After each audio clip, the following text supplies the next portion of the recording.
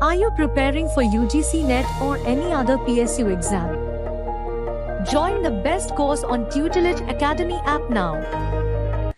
A warm welcome to everyone to Tutelage Academy. आज के session में हम लोग रेलवे रिक्रूटमेंट बोर्ड का previous year question paper solve करने जा रहे हैं जो कि 2019 का है स्टाफ एंड वेलफेयर इंस्पेक्टर के लिए.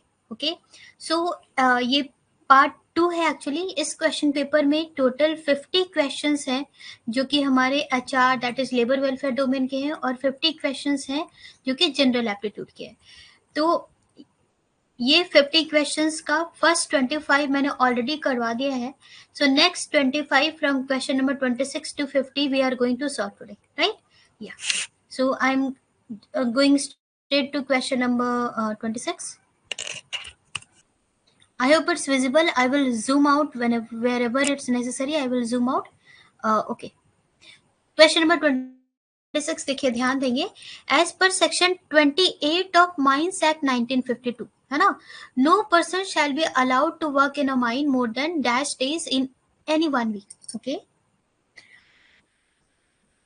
देखिए, हमारा जो सेशन है ना, प्रीवियस ईयर क्वेश्चन पेपर करवा रही हूँ, इसका मोटो क्या है, इसका ऑब्जेक्टिव ये है कि आपको समझ में आए कि किस तरह के क्वेश्चंस पूछे जाते हैं और आपको क्या क्या याद करना है, कैसे याद करना है, किस तरह की आपकी तैयारी होनी चाहिए, आप इसको समझें, है ना. तो माइंस एक्ट के सेक्शन से क्वेश्चंस हमें पहले भी देखने को मिले हैं, पार्ट 1 में भी, इसमें भी देखने को मिल रहा है ना. तो आपको जो कुछ भी कब RRB SWI के सिलेबस में बहुत ज्यादा एक्ट्स नहीं है, पर जितने भी एक्ट्स हैं उसमें आपकी पकड़ बहुत अच्छी होनी चाहिए, है ना. और ये थोड़ा इजी क्वेश्चन है ना. किसी भी एक्ट में, इनफैक्ट किसी भी एक्ट में, not only in mine act, you have to work not more than 6 days in a week. तो हमारा आंसर ऑब्वियसली 6 days ही होगा. ठीक है ना. चलो क्वेश्चन नंबर 27 देखेंगे. सो आप यहाँ पे समझिए, देखिए कि आपका किस तरीके से तैयारी होनी चाहिए, है ना. देखिए किस तरह के क्वेश्चंस पूछे जाते हैं. एम्प्लॉय कंपनसेशन अमेंडमेंट एक्ट 2017 में एम्प्लॉय किसे बोला जा रहा है, और जितने भी एक्ट्स है ना सिलेबस में, सबके अमेंडमेंट्स को इन्होंने कैप्चर किया है. तो अमेंडमेंट्स जरूर पढ़ना है ना. और हमारा जो सेशन होता है उसमें भी मैं अमेंडमेंट्स करवाती हूँ. तो under the employee compensation act employee का डेफिनेशन क्या है, ठीक है, ये आपको बताना है. तो देखो इसमें होता क्या है कि एम्प्लॉय का जो डेफिनेशन है एम्प्लॉय कंपनसेशन एक्ट में, इस क्वेश्चन में थोड़ा दिक्कत है ना. यहाँ पे होना चाहिए in fact who is not called an employee, तो हमारा आंसर 1 होगा, है ना. क्वेश्चन नंबर 2 अगर आप देखेंगे तो एम्प्लॉय के डेफिनेशन में, इस एक्ट में एम्प्लॉय के डेफिनेशन में ये बिल्कुल सही है, ये होता है एम्प्लॉय.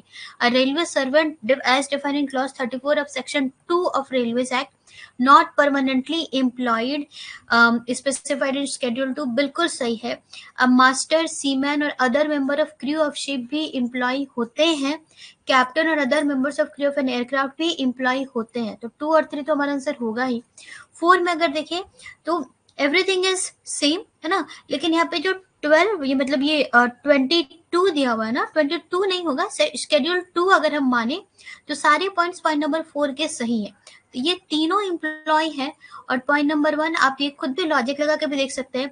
कोई भी person working in capacity of member of legal team of a company registered outside India, तो legal team of company outside India वो तो एम्प्लॉय नहीं ही होगा ना इसमें, है ना. तो ये हमारा वन ऑप्शन तभी होगा which is not called an employee. और यहाँ पे थोड़ा सा आई थिंक कुछ मिस्टेक, ठीक है. चलिए, तो हमें क्वेश्चन समझना है, ठीक है. इसकी सब मत देखिए, क्वेश्चन देखिए किस तरह के क्वेश्चन बनते हैं.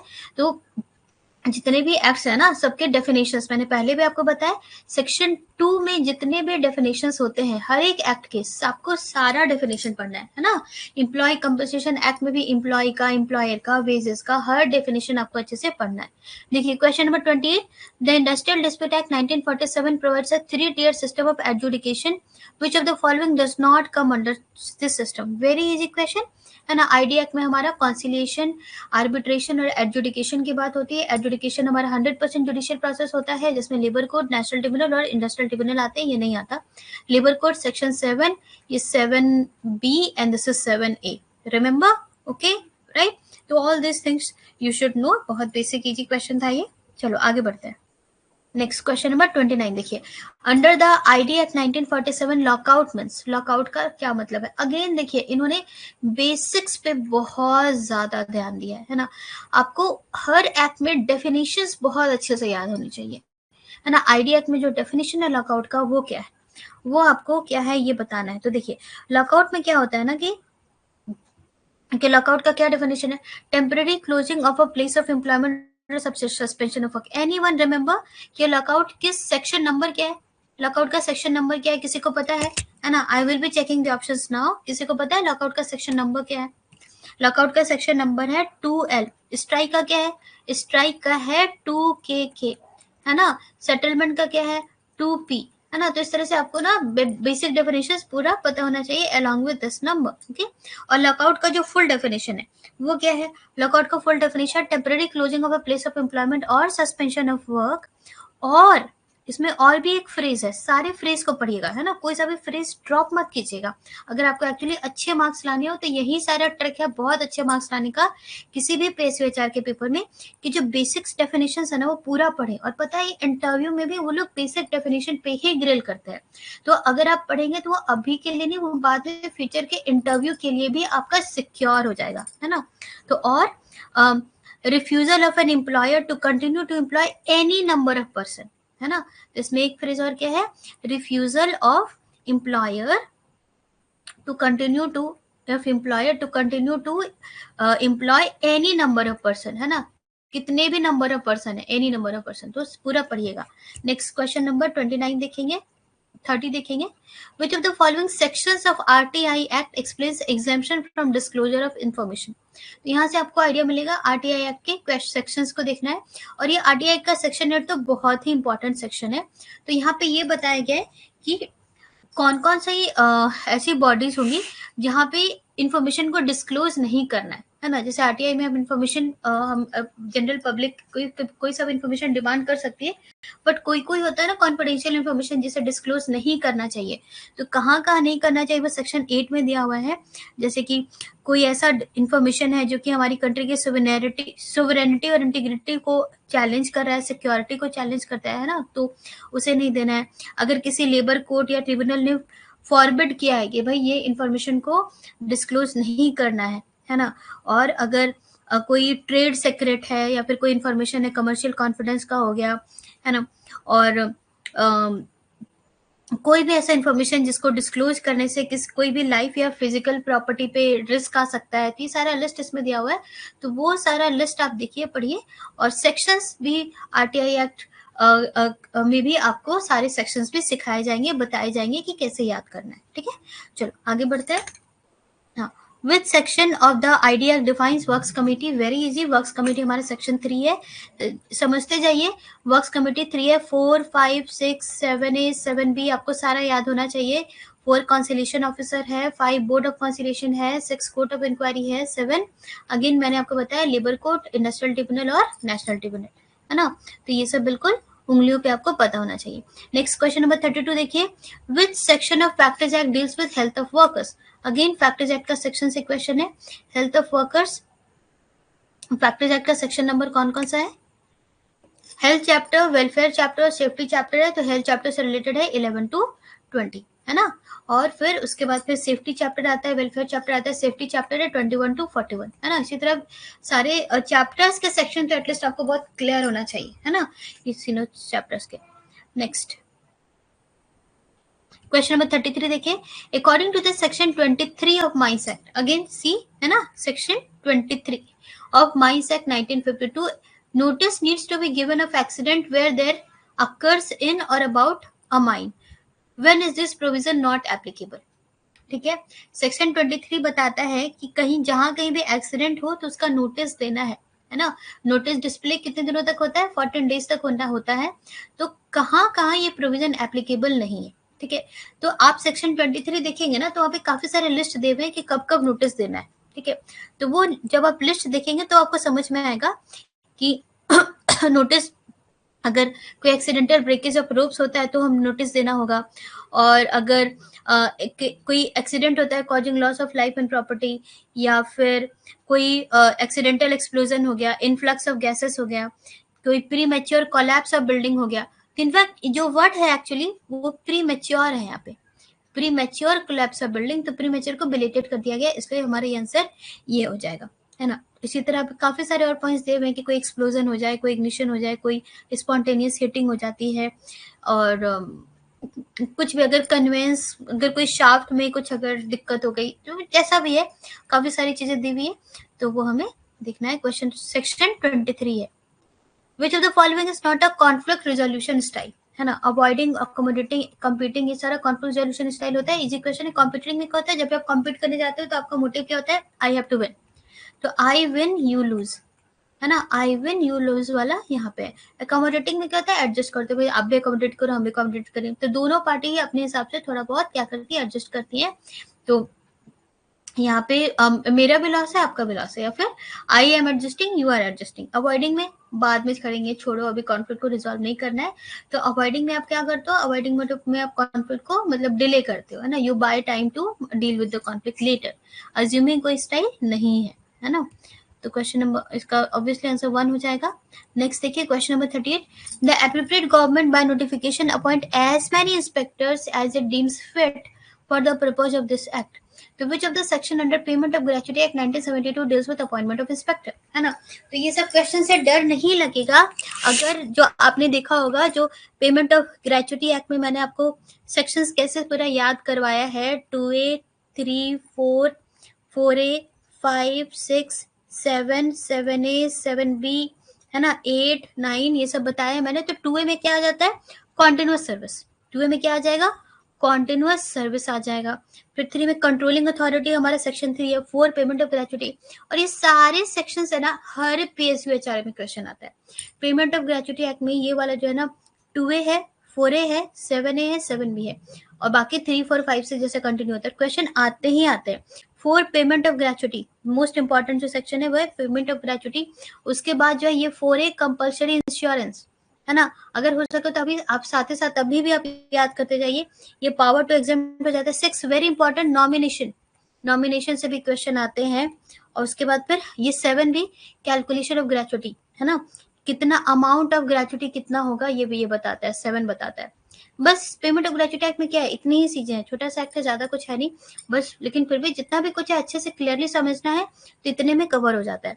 और 7A है हमारा पावर इंस्पेक्टर, और 7B क्या है, 7B है same power of inspector.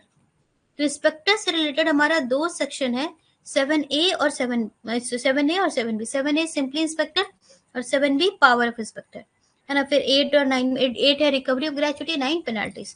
Okay, तो इतना से पेमेंट ऑफ ग्रेच्युटी एक से एक क्वेश्चन आएगा। अगर आपको सिलेबस, अगर आपको पढ़ना हो पेमेंट ऑफ ग्रेच्युटी, तो इतना सिलेबस, इतना सेक्शन जरूर याद करें। According to which of the following section of Factors Act 1948 occupier is defined, है ना। तो occupier हमारा किस में आ जाएगा, सिंपल 2N आ जाएगा, है ना। फैक्टरीज एक्ट में सेक्शन 2 के हमारा क्या होता है, मैन्युफैक्चरिंग प्रोसेस होता है। तो फैक्टरीज एक्ट में जो section 2A 2B 2C 2D, इनसे तो एक क्वेश्चन तो आता ही है इन चारों में से, है ना। फिर CB हमारा हजार्डस प्रोसेस का डेफिनेशन हो जाता है। This is adult, this is adolescent, 2C child, 2D young person, CB hazardous process, N occupier, K manufacturing process का डेफिनेशन। इतना तो मतलब बेसिक है कि इतना आपको पता होना ही चाहिए, है ना। और उनसे क्वेश्चन आएगा तो एक, इन सबसे क्वेश्चन आते हैं, इन्हीं सब से ही मैक्सिमम आते हैं। फिर RTI एक्ट का देखिए क्वेश्चन है, according to RTI act 2005 the chief information commissioner and information commissioner shall be appointed by president on recommendation of a select committee. वो among the following is not a part of select committee, है ना। तो president की जो आप duties देखिएगा, तो president का काम होता है कि मेन इंपॉर्टेंट पर्सन को अपॉइंट करना, ये वन ऑफ द ड्यूटीज होती है प्रेसिडेंट को। और उसको प्रेसिडेंट को रिकमेंड कौन करता है, कोई कमिटी बनती है, वो प्रेसिडेंट को रिकमेंड करता है कि भाई ये सारे पर्सन को आप अपॉइंट कर सकते हो। तो जो इन्फॉर्मेशन कमिश्नर है या फिर चीफ इन्फॉर्मेशन कमिश्नर है, उसको अपॉइंट करेगा प्रेसिडेंट, और उसमें ये रहेंगे union cabinet minister nominated by prime minister. Prime minister का इसमें काफी बड़ा रोल होता है, मतलब इनडायरेक्टली प्राइम मिनिस्टर की प्राइम मिनिस्टर ही रिकमेंड कर रहा है, प्रेसिडेंट उनमें से फाइनलाइज कर रहा है। Leader of opposition of Lok Sabha भी होते हैं, प्राइम मिनिस्टर तो होते ही है, चेयरपर्सन ऑफ द कमिटी तो प्राइम मिनिस्टर ही होते हैं, है ना। तो इनडायरेक्टली प्राइम मिनिस्टर ही अपॉइंट कर रहे हैं, काइंड ऑफ। फिर who among the following is not a part of select committee, leader of opposition in Rajya Sabha नहीं होता, leader of opposition in Lok Sabha जरूर होता है, ठीक है। ओके, नेक्स्ट क्वेश्चन नंबर 38, हाँ, dash printer is a non impact printer, है ना। कौन सा प्रिंटर इसमें नॉन इम्पैक्ट प्रिंटर होता है, देखिए नॉन इम्पैक्ट प्रिंटर और नॉन इम्पैक्ट प्रिंटर, आपको कहीं कहीं इसमें कुछ टेक्नोलॉजी के भी क्वेश्चंस हो गए, पर टेक्नोलॉजी के जो भी क्वेश्चन है वो डुएबल क्वेश्चन है और इतना बेसिक जानकारी सबको होनी चाहिए, इस टाइप का क्वेश्चन है। तो इम्पैक्ट और नॉन इम्पैक्ट, तो इम्पैक्ट प्रिंटर जो होता है ना, उनका एक प्रिंट हेड होता है जो कि पेपर पे वो टिक टिक टिक टिक आता, मतलब जो भी लेटर हो वो इम्पैक्ट करता है ना, वो डॉट्स को इम्पैक्ट करता है, वो एक्चुअली प्रिंट हेड होता है जो कि प्रिंट करता है। जैसे कि आपने देखा होगा टीवी में न्यूज़पेपर प्रिंटिंग है ना, तो वो इम्पैक्ट प्रिंटर होता है। तो डेजी व्हील इम्पैक्ट प्रिंटर है। डॉट मैट्रिक्स में जिसमें कि डॉट्स की तरह प्रिंटिंग होती है, तो वो डॉट पेपर पे वो प्रिंट हेड के थ्रू मार्क्स आते हैं, है ना, प्रिंटेड के थ्रू वो प्रिंट होता है, तो वो डॉट मैट्रिक्स हो गया। ड्रम भी वैसे ही होता है, ड्रम में भी रोलर होता है, उसके थ्रू पेपर जाता है और वहां पे प्रिंट होते हैं एक प्रिंटेड के थ्रू। ये तीनों ही हमारे इम्पैक्ट प्रिंटर है। इंकजेट और लेजर प्रिंटर हमारा नॉन इम्पैक्ट प्रिंटर होता है, क्योंकि वो इस तरीके से प्रिंट नहीं होता, है ना। चलो next question number 39, which of the following sections deal with power of inspector under payment of gratuity act. तो जैसा कि हमने देखा पेमेंट ऑफ ग्रेच्युटी एक्ट में 7A एंड 7B, तो 7A था इंस्पेक्टर और 7B क्या था, पावर ऑफ इंस्पेक्टर, है ना। तो इस तरीके से याद कर लेंगे तो बहुत आसानी से आपके ये सारे सेक्शंस का प्रॉब्लम सॉल्व हो जाएगा, है ना। देखो सेक्शन से बच्चों को बहुत डर लगता है कि मैडम इतना सारा सेक्शन याद करना पड़ेगा, बट एक्चुअली उतना मुश्किल नहीं है। आपको अपने नोट्स बनाने हैं, आपको जेन्युइन एफर्ट देना है नोट्स बनाने के लिए, हर एक एक्ट के लिए genuine half an hour 1 hour देना है, और बिल्कुल शांति से फोन स्विच ऑफ करके एंड कंप्लीटली फोकस होकर के किसी एक्ट पर हाफ एन आवर या 1 आवर दीजिए, और आपको सेक्शन समझ में आ जाएगा, है ना, और याद भी हो जाएगा। क्वेश्चन नंबर 40 देखिए, very important and very famous definition, ये ट्रेड यूनियन का सबसे फेमस डेफिनेशन है जो कि सिडनी एंड बिट्रेसवेब ने दिया है। सिडनी एंड बिट्रेसवेब ने ट्रेड यूनियन को continuous association of ways earners बताती है, यही मेन पॉइंट है ना। देखिए ट्रेड यूनियन के 4 इंपॉर्टेंट डेफिनेशन है, जिसमें पहला तो ये हो गया, और एक डेफिनेशन दिया है कनीसन ने, है ना, कनीसन ने दिया है, एक डेफिनेशन दिया है जेडी कोल ने, और एक डेफिनेशन दिया है डंकर्ट ने, और ये चारों डेफिनेशन आपको आते हैं, है ना। तो कनीशन ने भी क्या बताया, कनीशन ने बताया है trade union is a combination of ways earner, है ना, कनीशन ने कॉम्बिनेशन ऑफ वेज अर्नर बताया। फिर जेडी कोल और डंकर्ट ने भी इसी तरह कुछ कुछ इस तरह से टर्म्स यूज किए हैं ट्रेड यूनियन के लिए। तो आपको इस तरह से कुछ ध्यान में रखना है, पढ़ना है, किसी का भी डेफिनेशन पूछा जाता है, कभी ये कभी ये कभी ये कभी ये, तो चारों डेफिनेशन एक बार आपको देखना है, ठीक है। चलो next question number 41, which of the following does not come under falsification of record as per section 64 of mines act, है ना, दिख रहा है सेक्शन 64। तो फॉल्सिफिकेशन ऑफ रिकॉर्ड के अंदर क्या नहीं आता है, तो मान लीजिए नहीं भी पता है तो थोड़ा बड़ा आप सोच के बता सकते हैं कि क्या नहीं आता है। तो फॉल्सिफाइंग एनी प्लान और रजिस्टर्ड और रिकॉर्डिंग द मेंटेनेंस, तो रजिस्टर बहुत जरूरी होता है, रजिस्टर आपको करेक्टली मेंटेन करना होता है। और unknowingly using as true any such counterfeit of false certificate, तो कोई फॉल्स सर्टिफिकेट को गलती से सही की तरह यूज करना, ये हमारा फॉल्सिफिकेशन ऑफ रिकॉर्ड में नहीं आता। मेकिंग, गिविंग और डिलीवरिंग एनी प्लान, तो unknowingly using as to any such counterfeit of false certificate हमारा नहीं होगा। काउंटरफिट और knowingly making a false certificate, ये हमारा फॉल्सिफिकेशन ऑफ रिकॉर्ड में आ जाएगा। तो 1, 3, 4 हमारा फॉल्सिफिकेशन ऑफ रिकॉर्ड में होगा, 2 नहीं होगा, ठीक है। चलिए question number 42, according to which of the following section of Factories Act a manufacturing process is defined।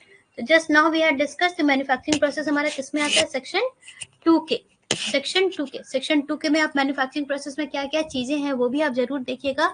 Book binding हो गया, फिर इनफैक्ट जो कोल्ड स्टोरेज भी है, और कोल्ड स्टोरेज में भी कोई मटेरियल अगर आप स्टोर कर रहे हैं तो वो भी मैन्युफैक्चरिंग प्रोसेस जो है सेक्शन 2 के उसमें आता है ना। Question number 43, as per Factories Act 1948, child means a person who has not completed dash year of age। बहुत अच्छा क्वेश्चन है ये, है ना। देखिए यहाँ पे क्या होता है, फैक्ट्रीज एक्ट में ना जो चाइल्ड का डेफिनेशन है सेक्शन किसमें, सेक्शन 2C में, है ना, जो चाइल्ड का डेफिनेशन था। तो फैक्ट्रीज एक्ट बताता है कि child is a person who has not completed his 15 year of age. और चाइल्ड लेबर एक्ट जब आप पढ़ेंगे तो चाइल्ड लेबर एक्ट में बताता है कि child is a person who has not completed his 14 year of age. यही डिफरेंस है, ओके, यही डिफरेंस है। तो ऐसा क्यों है, क्योंकि एक्चुअली यहाँ मैटर क्या करता है, जो सर्टिफिकेट ऑफ फिटनेस है ना, जो हमारा सर्टिफाइंग सर्जन प्रोवाइड करेगा सर्टिफिकेट ऑफ फिटनेस, है ना, तो अकॉर्डिंगली यहाँ पे एडजस्ट किया गया है कि सर्टिफिकेट ऑफ फिटनेस चाइल्ड की तरफ मिलेगा या एडल्ट की तरह मिलेगा। तो यहाँ वहाँ पे 15 एज कंसिडर करते हैं as per the certificate of fitness, ठीक है। चलिए question number 44, which of the following is incorrect about chargeable tax under direct tax in the payment of bonus act 1965, है ना। देखिए पेमेंट ऑफ बोनस एक्ट में क्या क्या होता है, पेमेंट ऑफ बोनस एक्ट में हमारा ग्रॉस प्रॉफिट से हम कुछ चीजें सब्ट्रैक्ट करके अवेलेबल सरप्लस लाते हैं, है ना, और अवेलेबल सरप्लस से फिर हमें एलोकेबल सरप्लस मिलता है, अवेलेबल से फिर एलोकेबल मिलता है। तो ग्रॉस प्रॉफिट से हम क्या क्या टैक्सेस वगैरह सब्ट्रैक्ट करते हैं, तो वहां से क्वेश्चन है, तो थोड़ा इंडेक्ट क्वेश्चन है ना।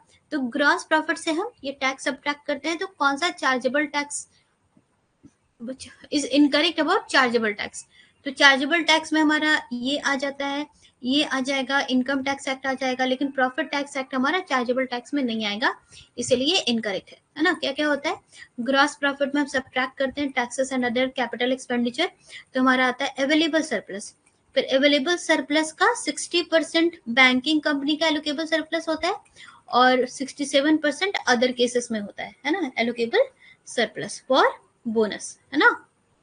ओके चलो आगे बढ़ते हैं, question number 45, according to mines act, again mines act से काफी क्वेश्चन पूछे गए इसमें, the word agent when used in relation to a mine means, agent का जो डेफिनेशन है ना उससे क्वेश्चन है, every person whether appointed as such और नॉट हु एक्टिंग और purporting to act on the behalf of owner, very easy question है ना, एजेंट किसके बिहाफ में एक्ट करता है, ओनर के बिहाफ में एक्ट करता है। तो माइंस एक्ट से क्वेश्चन जरूर है पर बहुत मुश्किल नहीं है, और अच्छे से अगर आपने माइंस एक्ट पढ़ा हो तो हो जाएगा आराम से। Takes part in the management control supervision and direction of the mines और in any part of there, है ना। देखिए लेजिस्लेशन से डरने वाली चीज बिल्कुल भी नहीं है, सारे लेजिस्लेशन को एक एक दिन दीजिए और अच्छे से पढ़िए, बहुत जरूर हो जाएगा। लेजिस्लेशन के क्वेश्चन क्या होता है ना, डुएबल है कि पढ़े हैं तो हो ही जाएगा, है ना, कोई ट्विस्ट तो उसमें होता नहीं है ना, जानकारी है तो बन जाएगा, तो जानकारी रखना अपने हाथ में है, तो पढ़ाई करनी है भाई।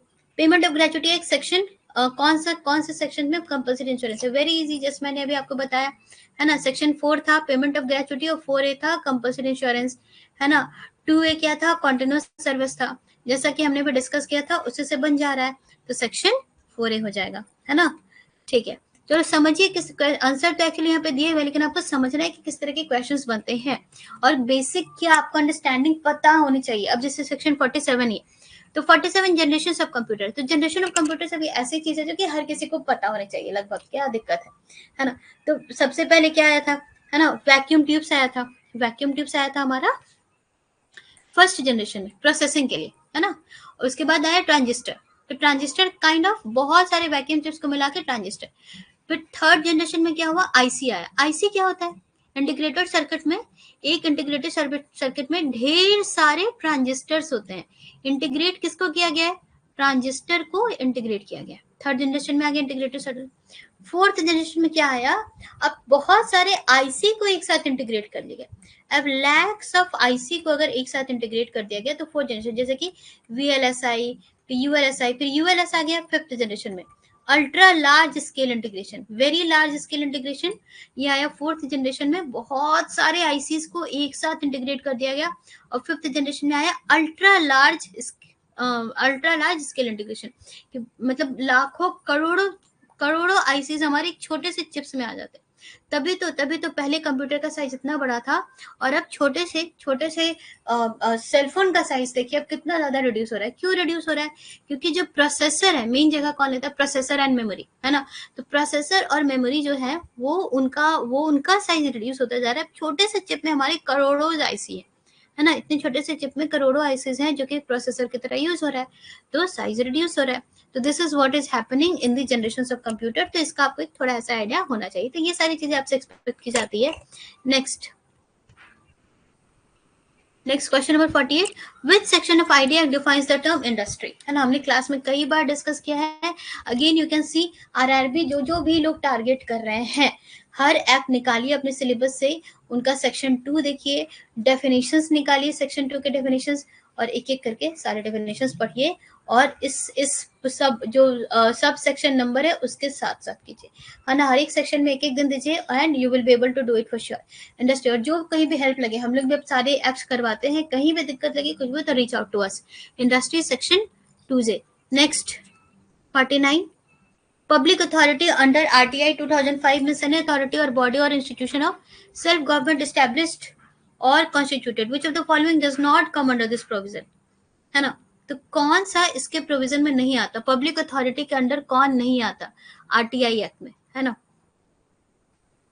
तो public authority means any authority और बॉडी और institution of self government established और कॉन्स्टिट्यूटेड।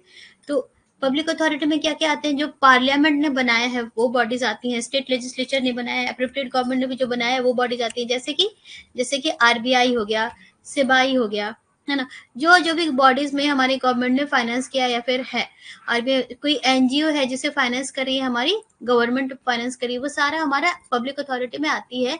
लेकिन कोई ऐसी बॉडी जो इंडियन पेनल कोड के अंडर है वो नहीं आती। तो हमारा आंसर यहाँ पे 49 हो जाएगा। चलिए last question of the day, under EPF act which of the following is called controlled industry, है ना। तो ये भी थोड़ा इन डेप्थ क्वेश्चन है, यहाँ पे भी आपको सेम वही चीज करना है। अगर आपको कंट्रोल इंडस्ट्री का आपको डेफिनेशंस पता होना चाहिए, इसका डेफिनेशन, तो सेक्शन 2 में जा करके आपको इस एक्ट के सारे डेफिनेशन पढ़ने, हर एक टैग का पीडीएफ भी आपको मिल जाएगा ministry of labour and employment के साइट पे, और एक्ट के बारे में आपको पढ़ना है, एमसीक्यू सॉल्व करना है, देन हम लोग तो है ही। एंड क्वेश्चन नंबर इसका आंसर हो जाएगा 4, इंडस्ट्री जिसका control the control of which by union has been declared by central act. तो कुछ इंडस्ट्रीज होती है जिनको कंट्रोल इंडस्ट्री बनाया जाता है, मेनली वो सब वेलफेयर, पब्लिक वेलफेयर वाली इंडस्ट्री होती है। तो उसको ना, उसका जो कंट्रोल यूनियन के हाथ में होगा, ये कोई सेंट्रल एक्ट डिक्लेयर करता है, ताकि पब्लिक इंटरेस्ट में वो लोग जो भी काम कर रहे हैं वो एक्सपीडाइट हो सके, उसका कंट्रोल यूनियन देख सके, है ना, कि उसका प्रोडक्शन या डिस्ट्रीब्यूशन ये सब सेंट्रल यूनियन देख सके। तो सेंट्रल एक्ट के थ्रू इसका कंट्रोल यूनियन के थ्रू डिक्लेयर किया जाता है ना। तो यहाँ पे हमारा आंसर ये स्टेट, यूटी ये सब नहीं होगा, स्टेट एक्ट नहीं होगा, ठीक है। चलो, सो आई होप आपको आज का ये सेशन अच्छा लगा, यू गॉट यूजफुल इनसाइट्स कि किस तरह से आपको पढ़ाई करनी है, क्या क्या तैयारी करनी है, and all the best for your exams, and I will be ending the session now. Thank you all for your time, thank you. Are you preparing for UGC NET or any other PSU exam? Join the best course on Tutelage Academy app now.